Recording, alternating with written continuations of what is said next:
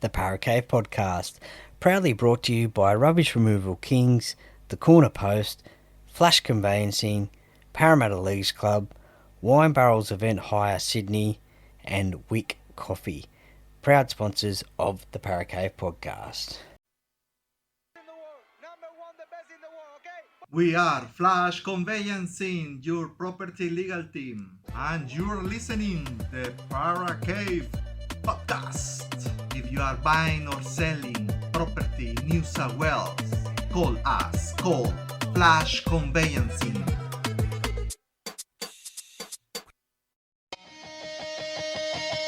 Let's go! Welcome back to another show. Hi, how are ya? It's the Paracave Podcast coming at ya. Turn it up, feel the vibe, blue and gold. Step inside the cave. Yeah. Easy try in the corner. Here's your host, Troy Warner. Coming to you live from the world famous Paracave.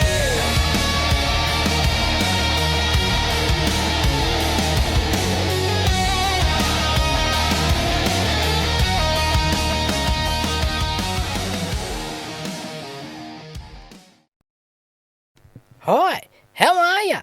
Welcome back to the Paracave Podcast. Troy Warner here, and this is the State of Origin Game Number 1 review. Yes, I know it is a couple of days since the New South Wales Blues defeated the Queensland Maroons at Accor Stadium. However, it has been a hectic, 24 hours or so, is that it right? I don't know. But as I said in my reel, I got up at 4:30am on Wednesday morning, went to work, caught the train to work, and then caught the train to the game after some dinner at the station hotel. Blah, blah, blah, blah, blah, the game, and then I got home about 12am, and then I was back up again at 4:30am for work, and then I got home about 5:30. Anyway, you don't want to hear about that, because that's my problem. Anyway, so I am doing the review now, and what a game of State of Origin that was. Some people would say that could be one of, if not the greatest game of State of Origin ever played. That is a big call, because as you would know, if you have followed me over the years, my favourite State of Origin game is the 1991 Game 2 Sydney Football Stadium Wally vs MG game. But this one on Wednesday night, well, it had everything, didn't it? 79,186 fans, mostly blue. There were some Queenslanders there. In fact, I was sitting in front of a Queensland fan who was very, very cocky in that first half, that is for sure, when Queensland scored those 3 quick tries. But certainly in that second half, when New South Wales started to come back, he certainly quietened down. That is for sure. But look, that's rugby league, isn't it? You're going to have both sets of fans at the game. It was a rainy old night in Sydney town, so ball handling was going to be hard. But look, that was no excuse. And certainly the Blues in that first half certainly did make some errors. And I think there was Stephen Crichton made an error at the play of the ball. Brian Toto made a couple of errors as well, which I guess is probably uncharacteristic of Brian, actually, because he's usually pretty solid in these State of Origin games. But errors, really. I think Mitch Barnett as well at one stage was a couple of errors in that first half, and look, it just really evolved from there. And as I said, it was a 4-3 victory to the Blues, but it was all Queensland in that first half. Rob Toyer, he got the first try in the 9th minute, and that was just a simple little kick from Sam Walker. So that Roosters connection, you might as well have said that it was Roosters 6-0, but that little Roosters connection there. Obviously they had James Tedesco at fullback for the New South Wales Blues, so perhaps a little bit of insight knowledge there of where he would be on the field and the like. But so they scored the first try. Then 4 minutes later, Tom Flegler, he scored an Origin try. I think it's his first Origin try. And look, as a New South Wales fan, I guess it was great to see Tom Flegler back in State of Origin, especially after the amount of time that he had spent out of the game. You don't want to see players spend a lot of time out of the game like he did with that injury that he had, but he was back. However, on Wednesday night, he was a Queenslander, and he did score a try. Now, this was from a Harry Grant flick pass out the back to, I think it was Sam Walker, who was making his Queensland State of Origin debut. I don't know how Harry Grant got that pass away, to be honest, but he flicked it out the back. It went to Sam Walker, and then, look, Tom Flegler, it pretty much took me back to the 23 grand final where he scored that try right on half-time. He went under the post, and Sam Walker converted as well to make it 12-0. Now, that was in the 13th minute, and then 3 minutes later, Hamiso Tabuai-Fidow scores a try off a Cameron Munster kick. So again, that intel of where James Tedesco would be on the defensive line, on the try line, really helped out there, and obviously saw him out of place, and Cameron Munster has put the kick through. And the Hammer, he has scored another Origin try. I think he's up to about 11 or 12 now. And he did the Hammer try celebration, because wasn't he pumped after that one? So 3 tries within 16 minutes, and after 18 minutes it was 18-0, and then 2 minutes later it was a penalty goal to Sam Walker, so that made it 20-0 in the first half. Unbelievable start from Queensland. The Blues, they were just their worst enemy, just making those errors, dropping the ball, missing those tackles, being out of position for tries, and Queensland capitalised. And look, it looked like it was going to be anything. The Blues crowd, they probably they did. They went a little bit silent there. They just couldn't believe what was going on. And as I said, the Queensland fan behind me, he was going off. But look, Hudson Young, credit to him, he got a try in the 26th minute, put a little bit of respectability in the score, but not just that, but also confidence that New South Wales could score points. And he chased, I think it was a Nathan Cleary kick, kicked through and dived on the ball just before the dead ball line. And look, that would have given them confidence, knowing that they can break this Queensland line, and they scored a try. So they did get it back to 20 points to 6 at half-time. Now, I don't know what was said in those sheds by Laurie Daly, because you could see on the big screen, and probably in the TV coverage as well, just the emotion that Laurie was going throughout that game, especially with all those drop balls. And I don't know what was said at half-time. I think I did hear Isaiah Yeo at one point saying that, look, we can still win this game, and they still had the belief. They just have to regroup and start again. And look, anything could happen. So, and that's what they did. They did that in the second half. Look, it took them a while. And look, it did take them a while to score their next try. It was the 62nd minute, but before that was the send-off to Kalen Ponga. Now, let's just go through that. Tolu Kula, he's running down the sideline. Sam Walker's sort of got him from behind. Kalen Ponga's come over, connected him in the head, I think, with the shoulder. There was intent. There was no wrapping of the arms. It was a shoulder charge. It was a send-off every day of the week. Now, experts have said, no, that's not a send-off. That's 10 minutes in the bin. You ruined Origin. You ruined the game. Well, you know, it was a dead set shoulder charge. There was intent to hurt Tolu Kula. Now, he is out for a couple of weeks now for his club side, Manly. So that's a big penalty for Manly, one of their best players being out. And look, I hate Manly, but I'm going to stick up for him in this occasion because now they're without one of their best players for a couple of weeks. And how is that not fair? Well, I think Kalen Ponga should be suspended for a couple of weeks as well. And look, I'm not just saying that because I'm a Parramatta fan and Parramatta are playing Newcastle this week, but he got a $6,900 fine after the game. They reviewed the game right after full time apparently. And look, a $6,900 fine, which would have just come out of his match fee anyway. I think they get 30, 40k for playing State of Origin.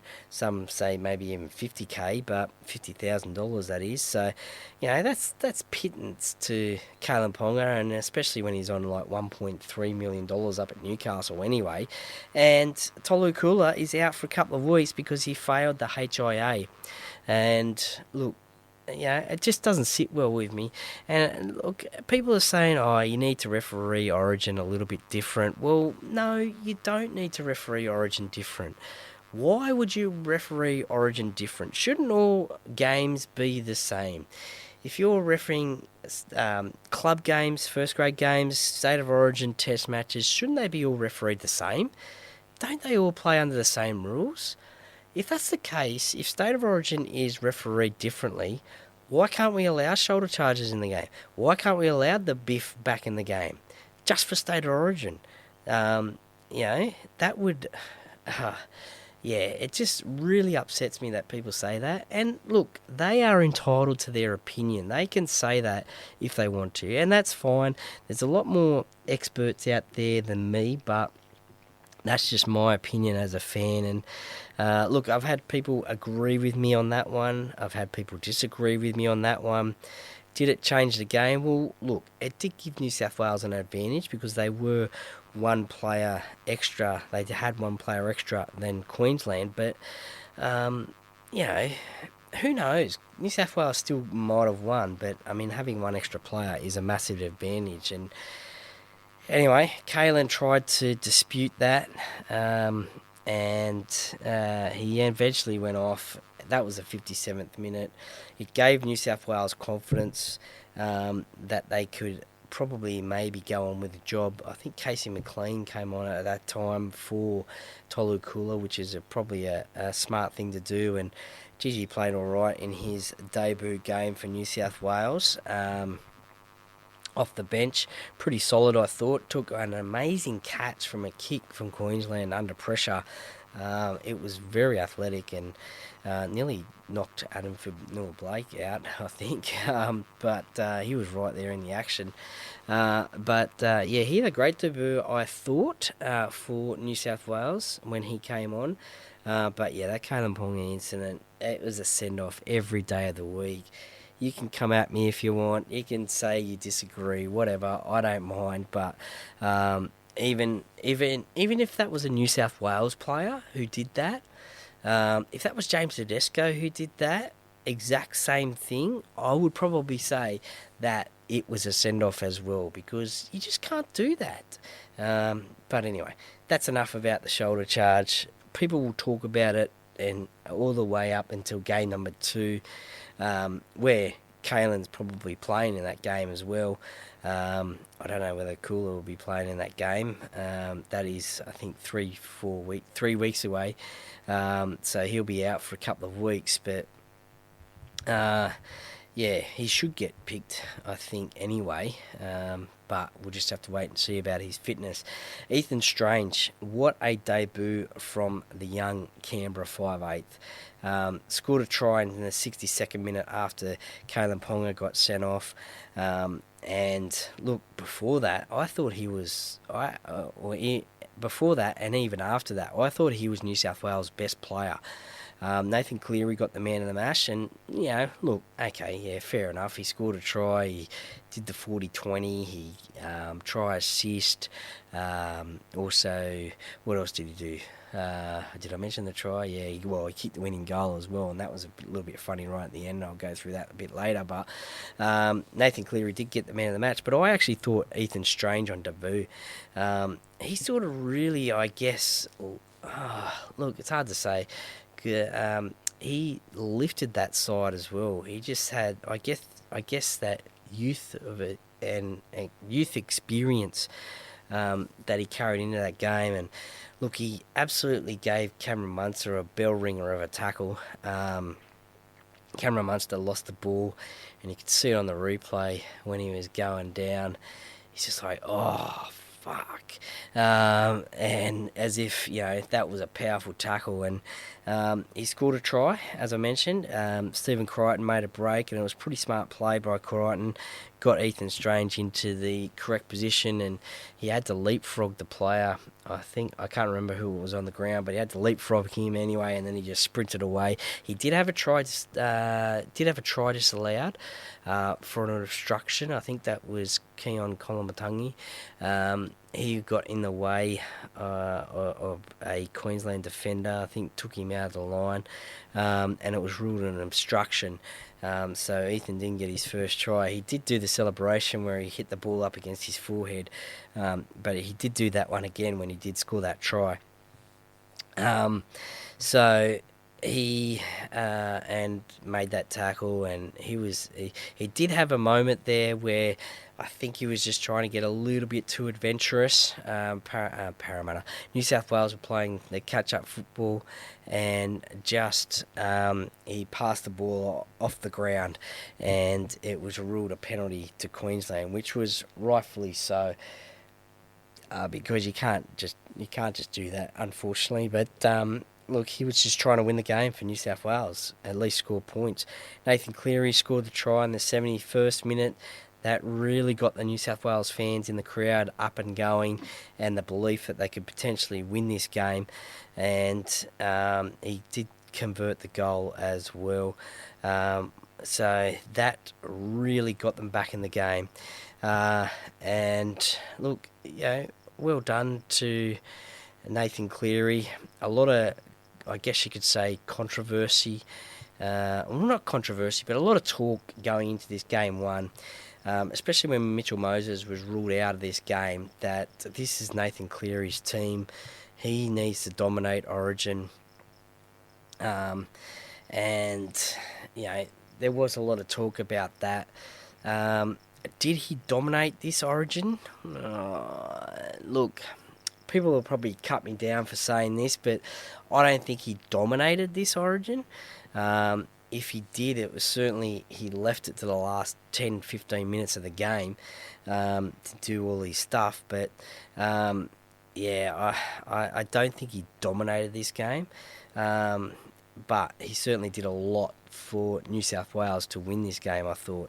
That try was in the 72nd minute and 71st minute, and he kicked the goal, and it got back to 20 points to 16 in that second half. So there was that belief in the last 7 minutes that New South Wales could go on and get that victory. They had the advantage, they had the roll on, they had the confidence of scoring points, and they were only 4 points down at that stage. Queensland unbelievably hadn't scored a point in this second half for the rest of the game. So they did all their scoring in that first half. After 20 minutes, they didn't score a point. So, look, that's got to be a credit to New South Wales and their defence, the fact that they didn't score a try or a goal or whatever, a point in that second half. That's got to be a credit to them for scoring that, keeping them scoreless in that second half. Well, after 20 minutes, actually. And then the James Tedesco try. Well, look, apparently Teddy said to Nathan Cleary in the dying stages of the game, this was in the 78th minute that he scored the try. Apparently he just said something along the lines of, oh yeah, put it up. And we know that he is a great chaser of the ball, James Tedesco, who a few people said that he was out of position for those first couple of tries for Queensland, didn't have the best of games, but look, I actually thought he probably played all right, I think it was great to have his experience in the side. And a lot of people are going to say, look, he went all right. He scored that try to practically go on for New South Wales to win the game. But I actually thought he had a pretty good game. A few defensive errors, yeah, sure, maybe, but which New South Wales player didn't? Who knows? But I thought he actually went all right. And to chase that ball, jump up against Hamiso Tabuai-Fidow, who was playing fullback at the time after Kalen Ponga was sent off, I thought that was a pretty good try. And to get the ball down as well. He got the ball down. New South Wales got back to 20 points all. Now, that kick conversion, geez, that was a funny one. Nathan Cleary had the shot, but he was clock watching, and look, he knew he was going to kick that goal. So, look, why not clock watch the clock go down? He was watching it. He knew what was going on. He knew he was going to kick it. But he's gone up to kick it, but apparently he has sort of mucked up his run-up to the ball and sort of stopped and then walked back again to his mark and then took the shot again. And he got it. And that roar from the crowd was amazing. And there was 5 seconds left on the clock. I actually thought the clock had run down. My eyes weren't seeing too good down the other end of the big screen, to be honest, at that point in time. Maybe just a little bit far away from me. But there was 5 seconds left on the clock. I actually thought the clock had run out. 5 seconds on the clock. Queensland did the short dropout. They actually ended up getting the ball back. And they actually got the ball back. And I was thinking, oh no, here we go. Not another Queensland miracle try, right on full time, but there was a wayward pass thrown away. New South Wales ended up getting the ball, and I thought, oh, how good is that? And look, I thought the cheer from the crowd when Nathan Cleary kicked that goal to get it to 22-20, I thought that was loud, but that full time cheer from the crowd, that was even louder. And I would have hated to be in those around apartments around Sydney Olympic Park, because you wouldn't have been able to get to sleep because that roar was loud. And yeah, so he's kicked the goal. Queensland had kicked off. They got the ball back. They've thrown it wide, through some sets of hands, lost the ball. New South Wales have dived on it, and they've won the game. How good was that? What an amazing comeback. That is the biggest comeback in State of Origin history, being 20 points down and ending up coming back to win the game. How good is that? That is unbelievable. I couldn't believe that New South Wales had come back and won the game. As I said, the biggest comeback in Origin history. The previous one to that was back in 1981. New South Wales were winning by 15 points and Queensland run them down to win. Out of the top 5, there's only 2 New South Wales. It always seems to be Queensland that do pull off these miracle victories, but it wasn't to be on this occasion. So the previous one for New South Wales before that was 1986 during the clean sweep years, and that was 12 points in Game 3. Where they came back from behind and won the game. So to be 20 points down in Origin and come back and win, that is absolutely amazing. But yeah, it was just it was a crazy game. Dead set crazy game. And one that I will always remember being at. I think this could have been about my... I don't know, I really should count them, but it's between 8 and 10 Origins now that I have been to from over the years of supporting rugby league, 40 years of supporting rugby league. So, it's about 8 or 10 Origins that I have been lucky enough to go to. Look, if we go through some of the stats at the moment, 53% possession for New South Wales, 47% for Queensland. New South Wales had about 3 extra minutes in possession. Completion rates, well, New South Wales 74%. That was from 38 from 51 sets. Queensland 78%, 32 from 41 sets. We all know why that New South Wales percentage is down. That is from the errors early in that, or during that first half, that 40 minutes. Coach Laurie Daly has said that if New South Wales do that again in game number 2, they won't be able to come back and win, because you just cannot do that in Origin. You cannot give Queensland a chance like that so many times. 5 line breaks to 2. Missed tackles was 44 to Queensland's 27, so that is a bit of a concern for New South Wales. But look, at the end of the day, these are stats, and yeah, sure, some of them can be concerning, but look, they've got another chance in Melbourne to wrap up the series, and they've got a great record down in Melbourne. I think they've only lost, I'm going to say, 1 game down in Melbourne. I think it's been down there 6 times, 6 or 7 times. So they've only lost once. It could be twice, but I'm pretty confident it's just once. So they've got a pretty good record down in Melbourne. And it was very crucial for New South Wales to get this victory in game number 1 at home because, as I said, they've got a good record down in Melbourne, but then the third game is up at Suncorp Stadium in Brisbane. And we know what it's like to try and win a game up in Brisbane of Origin, let alone a series decider. Mitchell Moses, he led the way in 2024 and got that victory, but as before that, I think it was something like 2004, I think, or even earlier than that, when New South Wales had won a series decider up in Queensland. So it was always going to be a hard task to do that. So it was very crucial for New South Wales to get this win. If we look at some of the player stats, most tackles, Hudson Young, he was also one of the New South Wales best players. 44 tackles. Harry Grant, you'd expect that, 47. Most run meters, Brian To'o, he had a busy night.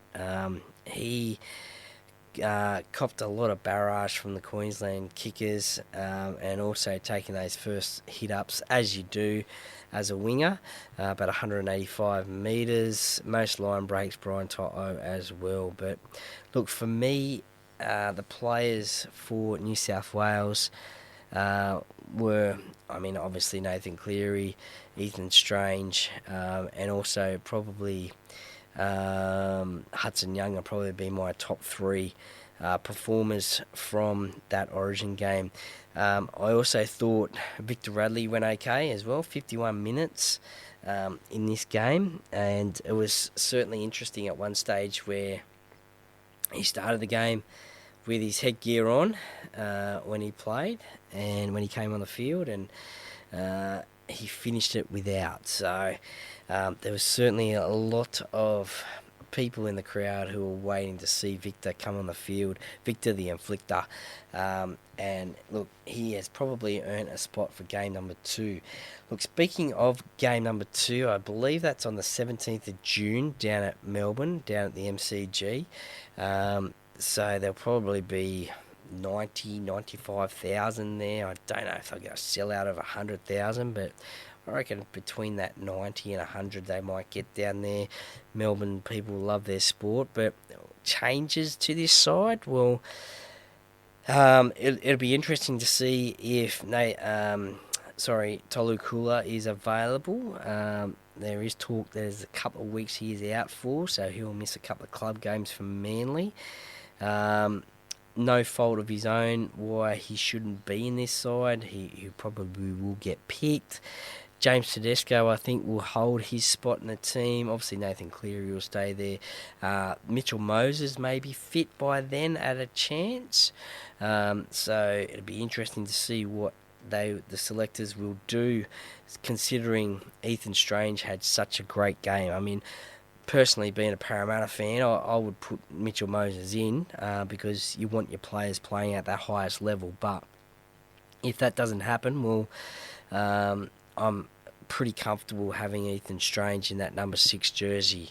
Adam Fanua-Blake will maybe move him to the bench. I think his front row partner, Mitchell Barnett, I think he could be under a bit of pressure to retain his spot, whether it's a starting spot or even a bench spot, because I don't know, he's going to have a couple of big games for the New Zealand Warriors, I think, in the next couple of weeks, because I just don't think he was right into it. Made a couple of handling errors. Hudson Young will keep his spot. Hamoli Olakau'atu, I think he will keep his spot despite coming off late in the game. I think it was just cramps.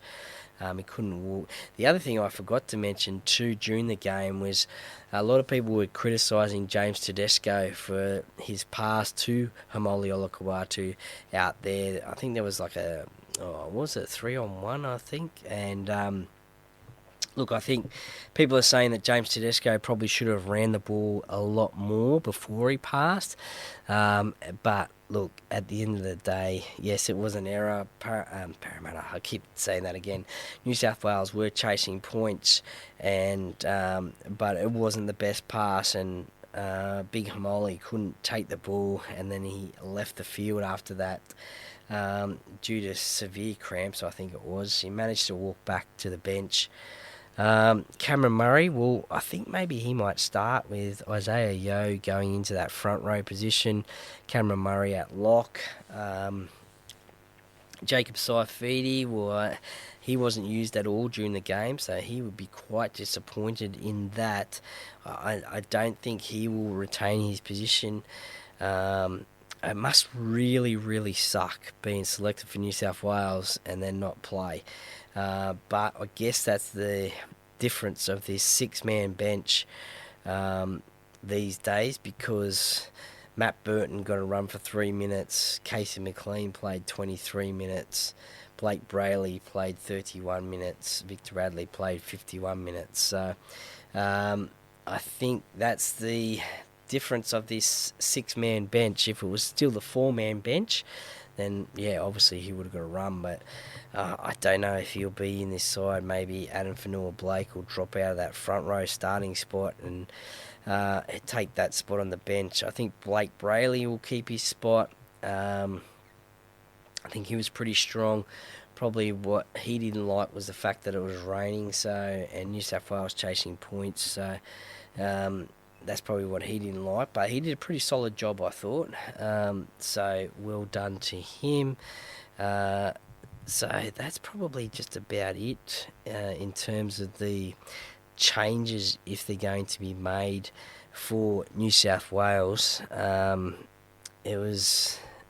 I don't think there'll be many more changes. Look, I guess it just depends on the club games in the coming weeks, and also injuries and suspensions and the like. So I guess that's the difference in this. That will be the difference in the New South Wales side.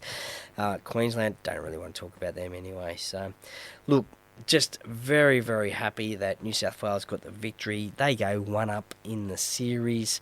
The next game, as I said, is on the 17th of June, 8:05 p.m, down at the Melbourne Cricket Ground, the MCG. Be interesting to see how big a crowd they get for that one. That is game number 2. And look, just before I go as well, congratulations to the Blues women's side as well. They won their 3rd State of Origin game last night, 12 points to 4 over Queensland. So they achieved the clean sweep, the first one ever in women's Origin history. And look, how great is that to see that it's New South Wales who have done that. Look, that is amazing. Congratulations to all those that played. Yasmin Meeks got the Player of the Series.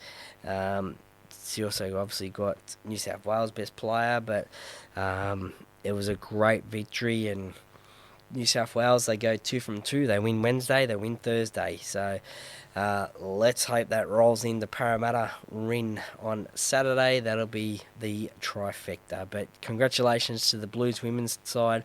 They got the game. They got the win. 3-0. Series victory. Job done. on to next year, but then on to the NRLW, which will be starting in a couple of months' time. So that is my State of Origin Game 1 men's review. I hope you really enjoyed it. If you do, please give me a follow on Instagram, Spotify, Facebook, Apple. It would really help the podcast. I'd really appreciate your support. Thank you to those that really that also do already. I really appreciate that one. But yeah, on to now club football for a couple of weeks, and then State of Origin game number 2. Thank you very much for listening. The Parakeet Podcast, by the fan, for the fans. Go the Blue!